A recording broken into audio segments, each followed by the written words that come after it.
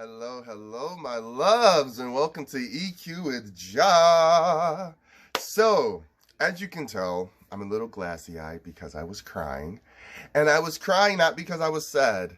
I was crying from just joy. I was watching a clip on YouTube.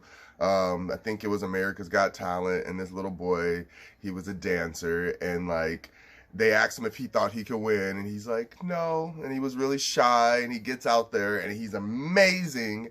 And then at the end, they're like, we all believe in you. Do you still think you can win? And he's like, no. And that moment was beautiful because it was the essence of seeing what I call, everyone knows what they are, but it's starseed children. Starseed children are literally what they are to the universe, which is meant to be seen. We're all star seeds. We are all star seed children. But when you come out and you just know who you are, energetically, your life just flows better. It just goes with what you feel you're supposed to do. As shy as that little boy was, his body knew that it was built to do something greater than itself, and its soul knew its purposes. He is meant to be a dancer. So it was a beautiful moment to watch this innocence not know his greatness. And that's what I see in so many other people. I do it with myself all the time, where society has taught us how not to cry. Society has taught us to only mourn when we cry. So crying has been associated with things that are only sad or dark or negative. And we don't talk about the duality. Remember, the law of duality states it's a reflectionary moment of the same thing that you're seeing on the other side. It's just the literal, just you stick them together, they fit each other this way. The polarity is puzzle pieces. They're two separate entities, but together they interlock and make a whole.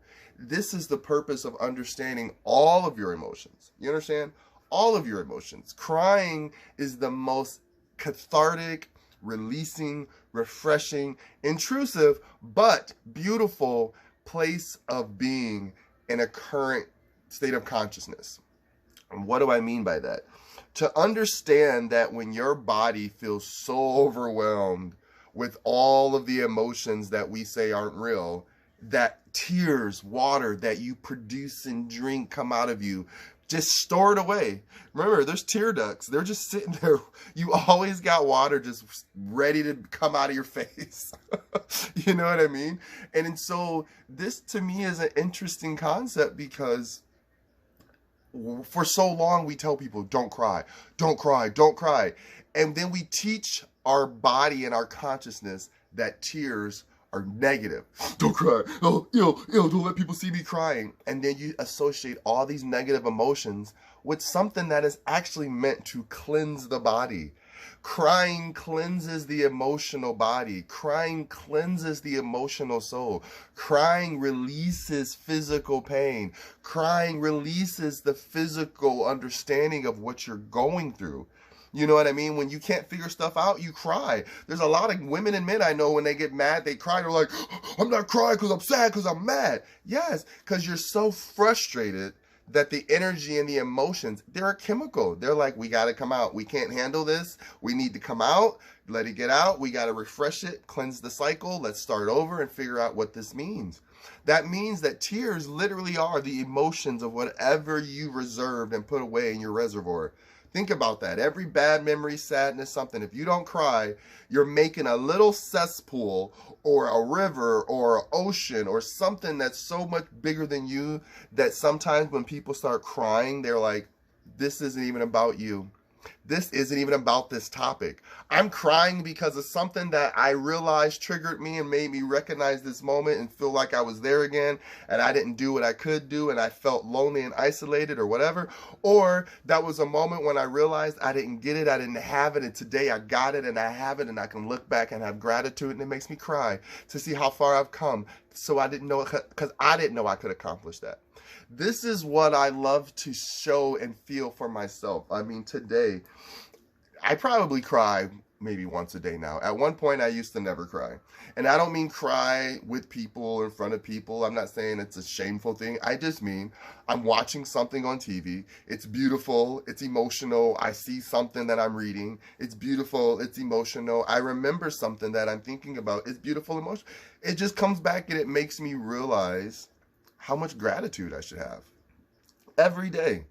Every day. There's times when it was, like I said, the ambidextrous activations, when I started to realize I was not grounding my left side of my body. When my body finally touched the ground, up until this day, every day that my foot touches the ground in a way that I was only serving pain and not walking on it versus working through the pain and getting to a healthy place, every day I say thank you to my foot, to my toes, because my toes hold me up. They help prop up the foot. It gives it grip, everything. I cannot walk without my feet. I cannot have mobility without praising my ankles for moving to, you know what I mean? Every joint, every body. This brings me to tears all the time because it's like, how could I have ever taken this beautiful vessel for granted? Yes, I am a soul that hijacked this body at some point in my mama's embryo.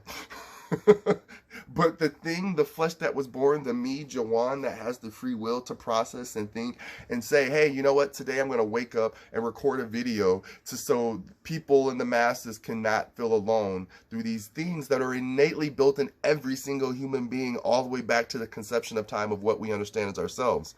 Emotions have always been there. Remember, emotions are what help us get to logic. There is no such thing as logic if you were never taught what logic was. In order for it to be logical, you have to understand there's a basis of this or that and another aspect of you choosing to believe it or not. That's the tertiary aspect, which then means you get to go off of that and grow from it or just go into it and add to the pool. And that's what we've done for so long in our consciousness of our emotions, especially with releasing what we genuinely need to release versus holding on to it. You know what I mean? When you hold on to something, again, that does not belong to you, you never get to listen to who you are. That extra voice, people are like, I hear voices talking to me. Yeah, because the voice trying to talk to you is actually the voice you've drowned out, but its consciousness has become so separated from its source that it doesn't know how to even trust itself. This is why the soul and the ego are important in working together. Yes, there is an entity that helps source create life to give me breath every day while I sleep, but there's also this physical form that fuels the life every day while I breathe and sleep.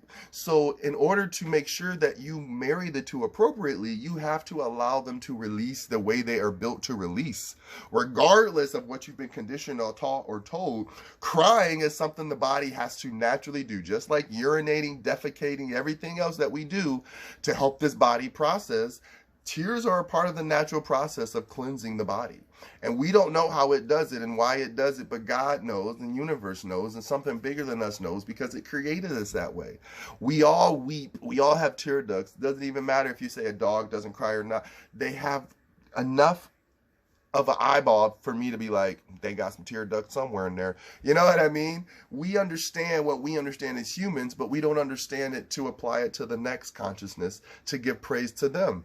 That's the whole point, is until we actually give honor to flesh that's not our flesh, how do we even give honor to our own flesh?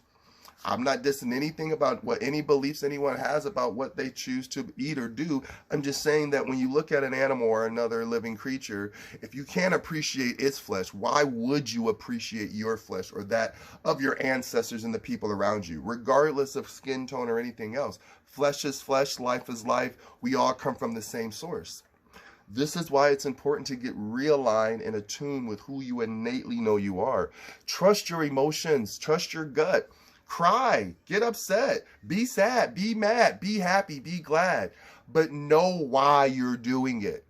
Don't just sit there and be like, I don't know why I'm mad. It's okay to cry and not know, but don't just cry and get upset and not know why you're upset. Do you understand what I'm saying? The crying is the byproduct of something that already occurred. The chemical reactions and stuff have already happened in your body. So don't blame the crying when the crying comes out. Don't beat up your flesh for doing what it needs to do to release the residual of what the emotional body and the soul world has not done.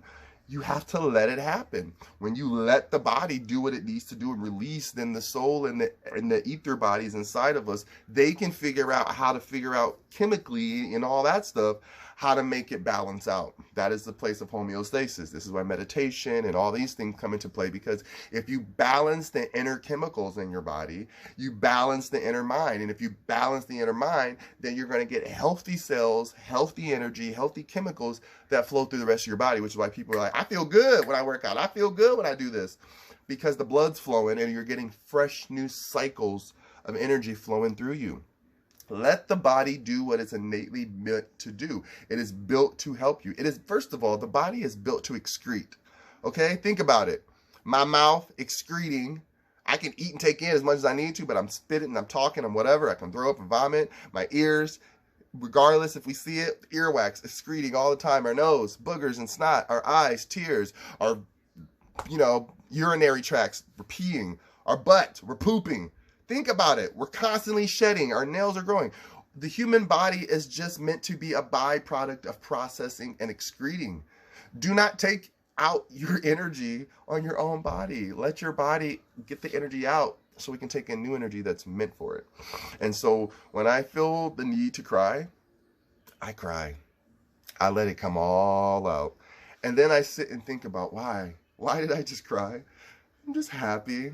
Why are you happy? Because I don't have to struggle. I cried the other day when I was like, you're bored. And I was like, I am bored.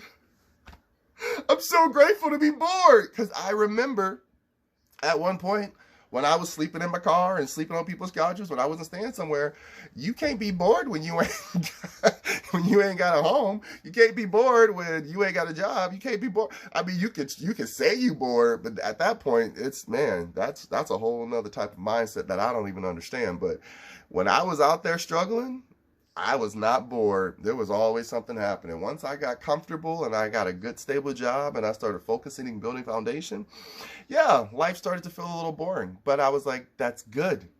Because that means I built something enough that I am so consistently safe, I don't even have to think about the outside world anymore.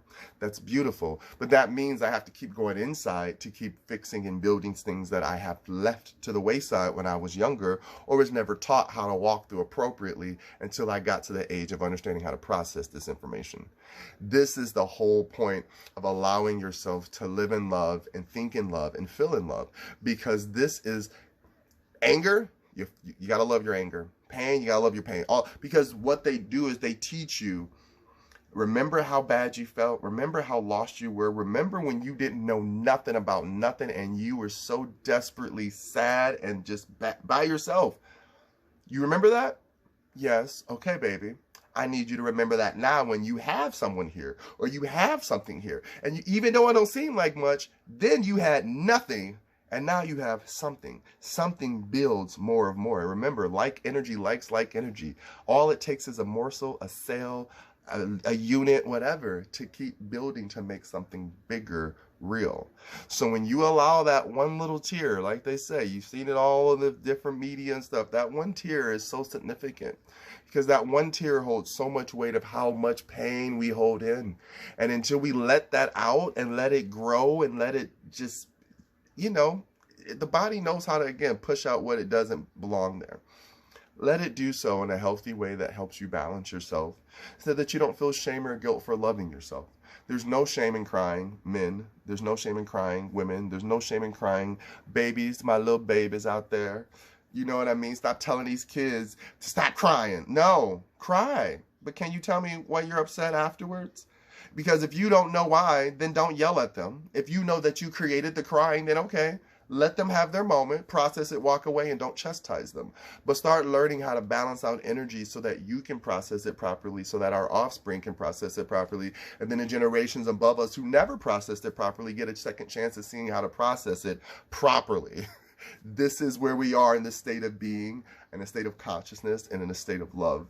Start allowing yourselves to be the authentic, genuine starseeds that you are. I love you. The universe loves you. Every day your body loves you because it wakes up for you to keep moving and producing. This is the point of healing. This is the point of growing. The body's going to do what it needs to do. The environment's going to do what it needs to do. All we have to do is just be a part of allowing the process to be facilitated. And as facilitators and leaders and co-creators, we are here to share love and abundance and prosperity and grow from within to without, back within. I love you.